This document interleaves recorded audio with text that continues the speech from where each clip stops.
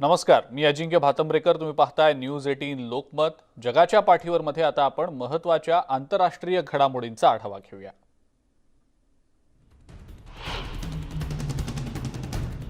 पंतप्रधान नरेंद्र मोदींनी अमेरिकेच्या उपराष्ट्राध्यक्षा कमला हॅरिस यांची भेट घेतली आहे. पाकिस्तानच्या दहशतवादाशी संबंधित भूमिकेबद्दल हॅरिस यांनी सुमोटो दाखल करण्याची शिफारस केली आहे. दहशतवादाला पाठिंबा देऊ नका असा थेट इशाराच हॅरिस यांनी दिलाय.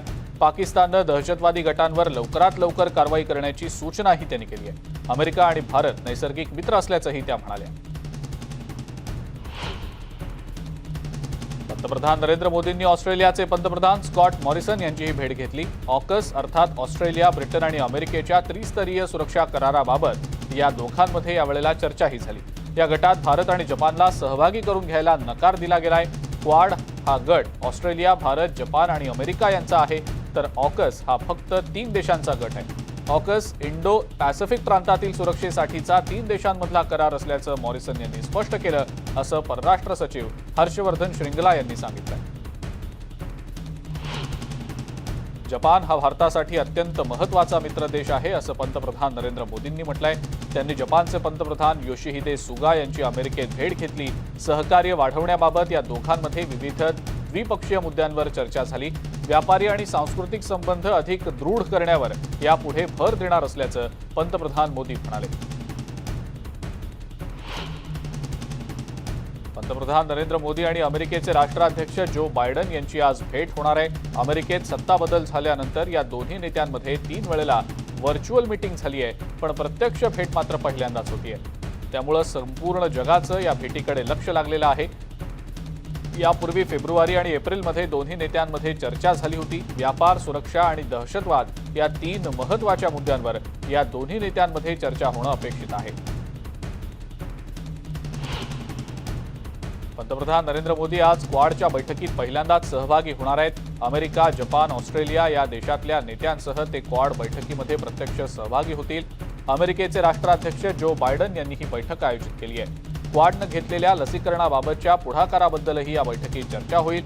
12 मार्च 2021ला क्वाडची पहिली व्हर्च्युअल बैठक झाली होती. त्यानंतर नेमकी काय प्रगती झाली याचाही आढावा घेतला जाईल. आधुनिक तंत्रज्ञान, सायबर सिक्युरिटी, मानवतावादी मदत, आपत्कालीन मदत, वातावरणीय बदल आणि शिक्षण या विषयांवर या बैठकीत चर्चा होणार आहे.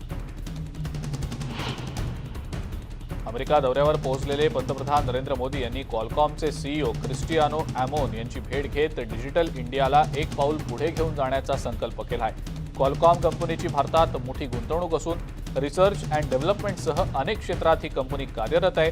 या भेटीत पंतप्रधान नरेंद्र मोदींनी डिजिटल इंडियाची माहिती देत नव्या गुंतवणूक प्रस्तावांचं स्वागत केलंय. लस पुरवठ्यामध्ये करण्यात आलेल्या मतभेदांवर इटलीचे पंतप्रधान मारिओ द्राघी यांनी कडक शब्दात नाराजी व्यक्त केली आहे. अपुऱ्या लसी म्हणजे जास्त मृत्यू हे उघड सत्य आहे. गरीब आणि श्रीमंत देशात लस पुरवठा दरांमधली विषमता नैतिकदृष्ट्या पटण्यासारखी नाही. सध्याच्या आव्हानांचा सामना करण्यासाठी विविध देशांनी एकत्र विचार करण्याची, बहुपक्षीय पद्धत अवलंबण्याची गरज असल्याचंही ते म्हणाले. लसीकरणामुळे लवकरच सगळं पूर्ववत होईल असा आशावाद सुद्धा त्यांनी व्यक्त केला आहे. लिबियामध्ये डिसेंबरमध्ये होणाऱ्या निवडणुकांच्या पार्श्वभूमीवर देशात अनेक गंभीर समस्या निर्माण झालेल्या आहेत, असं लिबियाच्या प्रेसिडेन्शियल काउन्सिलचे प्रमुख मोहम्मद युनुस मेन्फी यांनी म्हटलंय. संयुक्त राष्ट्रांच्या आमसभेत ते बोलत होते. लिबियातून परदेशी भाडोत्री सैन्य बाहेर काढण्यासाठी आता आंतरराष्ट्रीय समुदायानं मदत करणं गरजेचं असल्याचं ते म्हणाले. माजी नेते मोहम्मद गद्दाफी यांची हत्या झाल्यापासून 2011 पासून लिबियामध्ये नागरी युद्धाची स्थिती आहे. डिसेंबरमधल्या निवडणुकांमुळे देशातलं राजकीय अस्थिरतेचं वातावरण संपेल अशी आशा वाटते. लसींच्या असमान पुरवठ्यावर अनेक आफ्रिकन देशांनी नाराजी आणि चिंताही व्यक्त केली आहे. त्यामुळे जीव वाचू शकतो अशा लसींबद्दल मतभेद व्हावेत यावरही अनेकांनी टीका केली आहे. आपल्यातला प्रत्येकजण सुरक्षित असेल तरच सर्वजण सुरक्षित असतील हे सगळ्यांनी समजून घेतलं पाहिजे. दक्षिण आफ्रिकेचे अध्यक्ष सिरिल रामाफोसा यांच्यासह अनेक आफ्रिकन नेत्यांनी संयुक्त राष्ट्रांच्या सदस्यांना विनंती केली आहे की जागतिक व्यापार संघटनेनं बौद्धिक संपदेबाबतचे काही अधिकार तात्पुरते माफ करण्याच्या प्रस्तावाला पाठिंबा द्यावा, जेणेकरून अधिक देशांना, विशेषतः कमी आणि मध्यम उत्पन्न असलेल्या देशांना कोरोना प्रतिबंधक लसींचं उत्पादन करण्याची परवानगी मिळू शकेल. योग्य पोषणाचा अभाव, भूकबळी, अन्न सुरक्षा, पर्यावरणीय स्थिरता अशा अनेक महत्त्वाच्या मुद्द्यांवर संयुक्त राष्ट्रांच्या अन्न परिषदेमध्ये चर्चा झाली. जगातल्या 20 लाख नागरिकांना अन्न पुरत नाही, तर दुसरीकडे 20 लाख नागरिक स्थूल आहेत आणि काही ठिकाणी अन्न मोठ्या प्रमाणात वाया जातं असं वास्तव अन्न परिषदेमध्ये मांडण्यात आलंय. अन्नधान्याच्या पायाभूत सुविधांच्या उभारणीसाठी अमेरिका $10 अब्ज उपलब्ध करून देणार आहे, जेणेकरून ते अधिक टिकाऊ, सर्वसमावेशक आणि अधिक न्याय्य पद्धतीनं वाटलं जाऊ शकेल असं अमेरिकेचे कृषी मंत्री टॉम विल्सक यांनी जाहीर केलंय. अमेरिकेच्या उपराष्ट्राध्यक्ष कमला हॅरिस यांनी घानाचे अध्यक्ष नाना अद्दो डांग्वा यांचं व्हाईट हाऊसमध्ये स्वागत केलं. या दोघांमध्ये दोन्ही देशांमधल्या द्विपक्षीय संबंध सुधारण्याबाबत चर्चाही झाली. 1957 पासून अमेरिका आणि घानामधल्या द्विपक्षीय संबंधांना सुरुवात झाली. हे संबंध ऐतिहासिक असल्याचं त्यांनी म्हटलंय. कोरोनाच्या लाटेचा आफ्रिकन देशांवर भीषण आणि भयानक असा परिणाम झालाय. आरोग्य व्यवस्था सुधारण्यासाठी जगभरातल्या देशांनी मदत करण्याचं आवाहन सुद्धा त्यांनी केलेलं आहे. हैती आणि मध्य अमेरिकेतील तसंच अफगाणिस्तानमधल्या हजारो निर्वासितांना मेक्सिकोमध्ये आश्रय देण्यात आला असं मेक्सिकोचे परराष्ट्र मंत्री मार्सेलो एबार्ड यांनी संयुक्त राष्ट्रातल्या आमसभेत सांगितलं. ब्राझील आणि चिलीहून आलेल्या मूळ हैतीच्या 18,000 स्थलांतरितांना मेक्सिकोमध्ये आश्रय देण्यात आल्याची माहितीही त्यांनी दिली आहे. अफगाणिस्तानातल्या अत्यंत वाईट अवस्थेत असलेल्या महिला आणि मुलांना मेक्सिकोत मोठ्या प्रमाणावर संरक्षण देण्यात आल्याचंही त्यांनी स्पष्ट केलंय. अमेरिकेचे परराष्ट्र मंत्री अँटनी ब्लिंकन यांनी मेक्सिको आणि मध्य अमेरिकेतल्या राजदूतांची भेट घेतली आहे. हैतीमधील हजारो स्थलांतरित टेक्सास सीमेवरच्या शिबिरांमध्ये आश्रय घेण्यासाठी येत आहेत. त्या संदर्भात ही भेट झाली आहे. या वीकेंडला ही संख्या 15,000च्या वर होती. अमेरिकेचे परराष्ट्र मंत्री अँटनी ब्लिंकन यांनी काँगोचे राष्ट्राध्यक्ष फेलिक्स तशिसेकेदी यांची भेट घेतली आहे. कोरोनाविरुद्धची लढाई तसंच काँगो खोऱ्यातल्या दोन देशांमधील सामरिक भागीदारी यावर दोन्ही नेत्यांमध्ये चर्चा झाली. पूर्व काँगोमधल्या दहशतवाद विरोधी लढाईत अमेरिकेच्या विशेष सैन्याच्या तैनातीमुळे काँगोच्या सैन्याला बळ मिळालं आणि या मदतीचा फायदा झाल्याबद्दल सिसेकेदी यांनी ब्लिंकन यांचे आभारही मानले. लंडनमध्ये एका 28 वर्षीय महिलेची सविना नेसा हिची हत्या करण्यात आलेली आहे. अनोळखी व्यक्तीनं तिची हत्या केली का याचा तपास सध्या केला जातोय. पण या हत्येच्या घटनेमुळे राजधानीसारख्या ठिकाणी महिला सुरक्षित नाही, त्याबद्दल चिंता व्यक्त होतीये. याबद्दल कोणाला काही माहिती असेल तर त्यानं समोर येऊन माहिती द्यावी असं आवाहन स्कॉटलंड यार्डनं केलंय. एका संशयिताला या प्रकरणी ताब्यात घेतलं गेलंय. अमेरिकेतल्या टेनेसीमध्ये किराणा दुकानात एकानं केलेल्या गोळीबारात एका व्यक्तीचा मृत्यू झालाय, तर तब्बल 12 जण जखमी झाले.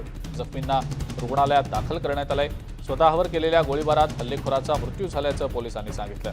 गुरुवारी दुपारी क्रोजर किराणा दुकानात ही दुर्घटना घडली आहे. ऑस्ट्रेलियाच्या सिडनी आणि मेलबर्न या दोन मोठ्या शहरांमध्ये लॉकडाऊन आता संपण्याची शक्यता आहे. या दोन्ही शहरात लसीकरणाचं प्रमाण वाढलंय. मात्र निर्बंध शिथिल झाले असले तरी लोकांनी खबरदारी बाळगावी आणि काळजी घ्यावी असं आवाहन नेत्यांकडून होत आहे. सिडनीमध्ये संसर्गाचं प्रमाण वाढतंय. 11 ऑक्टोबरपर्यंत लॉकडाऊन उठवण्याचं उद्दिष्ट इथं ठेवलं गेलेलं आहे. त्यासाठीच वेगानं लसीकरण करण्याचंही उद्दिष्ट ठेवण्यात आलंय. योग्य काळजी घेतली नाही तर मात्र हॉस्पिटलमधली रुग्णसंख्या वाढू शकते असा इशारा प्रीमियर ग्लिडियस बेर्जिक्लाइन यांनी दिलेला आहे. पेरू देशात घरोघरी लसीकरण मोहीम अतिशय वेगानं राबवली जाते. सध्या लेक टिटिकाका बेटावरच्या दुर्गम भागात लसीकरण केलं जात आहे. या मोहिमेसाठी अनेक परिचारिका बोटीनं उरोस या प्रसिद्ध तरंगत्या बेटावरपर्यंत पोहोचत आहेत. इथले काही धार्मिक गट लसीकरणाच्या विरोधात आहेत. त्यामुळे त्यांना त्यांच्या स्थानिक भाषांमध्ये लसीकरणाचं महत्त्व समजावून सांगणं गरजेचं आहे. इथल्या स्थानिकांच्या लसीकरणासाठी संपूर्ण सप्टेंबर महिन्यामध्ये अनेकदा प्रयत्नही केले गेले. पोर्तुगलमधल्या 85% जनतेचं लसीकरण पूर्ण करण्याचं उद्दिष्ट जवळपास पूर्ण होण्याच्या बेतात आहे. युरोपच्या नंतर 9 महिन्यांनी पोर्तुगालमध्ये लसीकरणाला सुरुवात झालेली होती. आता लसीकरणाचं उद्दिष्ट इतक्या लवकर पूर्ण केलं याबद्दल अन्य देशांकडून पोर्तुगालला विचारणा होतीये. देशातल्या 90% जनतेचं आधीच पूर्ण लसीकरण झालेलं आहे. तर बुधवारपर्यंत एकूण लोकसंख्येच्या 84% नागरिकांचं लसीकरण झालेलं होतं. ही आकडेवारी जगातील सर्वाधिक असल्याचं आवर वर्ल्ड इन डेटानं म्हटलंय. लसीकरण वाढल्यामुळे देशातला संसर्ग आणि हॉस्पिटलमधल्या रुग्णसंख्येतही मोठी घट झालेली आहे. अमेरिकेमध्ये असलेल्या निर्वासितांपैकी 97% अफगाण निर्वासितांचं लसीकरण झाल्याची माहिती फोर्ट मॅककॉयकडनं दिली गेलेली आहे। हे निर्वासित सध्या तात्पुरत्या पश्चिम विस्कॉन्सिनच्या लष्करी तळावर राहत आहेत। कोविडप्रमाणेच त्यांचं गोवर, गालगुंड, रुबेला आणि इतर साथीच्या रोगांचा प्रादुर्भाव होऊ नये यासाठी देखील लस दिली गेलेली आहे। गेल्या आठवड्यात सामूहिक लसीकरणाची दृश्य देखील प्रसिद्ध करण्यात आलेली होती। अफगाणिस्तानमधून आलेल्यांमध्ये गोवरचे काही रुग्ण सापडल्यानं 10 सप्टेंबरनंतर अमेरिकेनं अफगाणिस्तानमधल्या निर्वासितांच्या विमान उड्डाणांचा प्रवास थांबवलेला होता। अत्यंत संसर्गजन्य ठरलेल्या डेल्टा व्हेरियंटमुळे कोरोना संक्रमण वाढलं असलं तरी अमेरिकेतल्या विस्कॉन्सिनमध्ये हे प्रमाण आटोक्यात असल्याचं राज्य आरोग्य अधिकाऱ्यांनी बुधवारी सांगितलेलं आहे। मंगळवारपर्यंत 7 दिवसातल्या नवीन रुग्णांची सरासरी 2857 इतकी होती, जी 2 आठवड्यांपूर्वीपेक्षा दुप्पट असल्याचं समोर आलेलं आहे। अमेरिकेमध्ये 65 वर्ष आणि त्यावरील वयातले ज्येष्ठ नागरिक, सहव्याधीग्रस्त तरुण नागरिक आणि कोरोना संकट काळात ज्या कर्मचाऱ्यांनी अत्यंत जिकिरीनं काम केलं अशा सगळ्यांना बूस्टर डोस दिले जाणार आहे। FDA अर्थात अन्न आणि औषध प्रशासनानं या डोसला मंजुरीही दिलेली आहे। 5 ते 11 वयोगटातल्या मुलांसाठी लस उपयुक्त ठरत असल्याचं फायझर कंपनीकडून सांगितलं गेलेलं आहे। या वयोगटासाठी लवकरच अमेरिकन प्रशासनाची अधिकृत मंजुरी मागितली जाईल। तरुणांसाठी लसीकरण सुरू करण्याच्या दिशेनं हे एक महत्त्वाचं पाऊल आहे। फायझर आणि फायझरचा जर्मन भागीदार बायोनटेक यांनी बनवलेली लस 12 आणि त्याहून अधिक वयाच्या मुलांसाठी उपलब्ध आहे। परंतु आता मुलांच्या शाळा सुरू झाल्या आहेत आणि डेल्टा व्हेरियंटच्या संक्रमणामुळे त्या वयातल्या संसर्गात मोठी वाढ झाली आहे। त्यामुळे बरेच पालक त्यांच्या लहान मुलांसाठी लसीकरणाची आतुरतेनं वाट पाहत आहेत।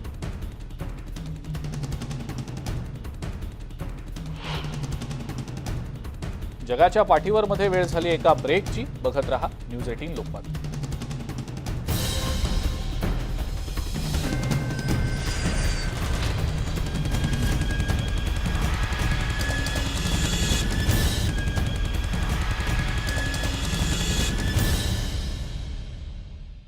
ब्रेकनंतर जगाच्या पाठीवर मध्ये आपण इतरही महत्त्वाच्या आंतरराष्ट्रीय घडामोडींचा आढावा घेऊया। ब्राझीलमधील सांबा स्कूल पुढच्या वर्षीच्या कार्निवलसाठी सज्ज होत आहेत। रिओमध्ये कलाकारांना परफॉर्म करत रस्त्यांवरनं नेण्यासाठी रंगीबेरंगी तरंगते फ्लोट्स तयार केले जात आहेत। तसंच विविध प्रकारचे कपडे शिवले जात आहेत। तुई तुई सांबा स्कूलचे सदस्यही याच कामात बिझी आहेत। गेली 2 वर्ष कोरोनामुळे कार्निवल रद्द होतोय। पुढच्या वर्षी मात्र हा कार्निवल भव्य आणि यशस्वी होईल अशी अपेक्षा या कलाकारांना वाटते। या सांबा स्कूलवर हजारो लोकांचा रोजगार अवलंबून आहे। स्पेनमधल्या कॅनरी बेटांवर ज्वालामुखीचा उद्रेक आता कमी होतोय। या उद्रेकामुळे वितळलेल्या खडकांमुळे कदाचित आणखी नुकसान होऊ शकतं अशी भीती व्यक्त होतीये। उद्रेकानंतर इथं लाव्हा 700 मीटर प्रति तास या वेगानं वाहत होता। आता हा वेग काहीसा कमी होतोय। ज्वालामुखी उद्रेकानं आता किती नुकसान झालंय याचा अंदाज उपग्रहानं काढलेल्या छायाचित्रांमधनं कळतोय। ज्वालामुखीमुळे आजूबाजूचा भूप्रदेश लाव्हारस आणि राखेमुळे अक्षरशः भस्मसात झालाय।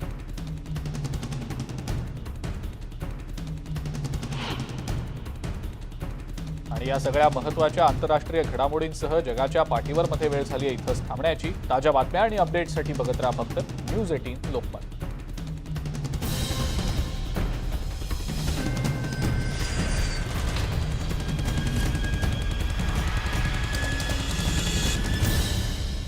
अजूनही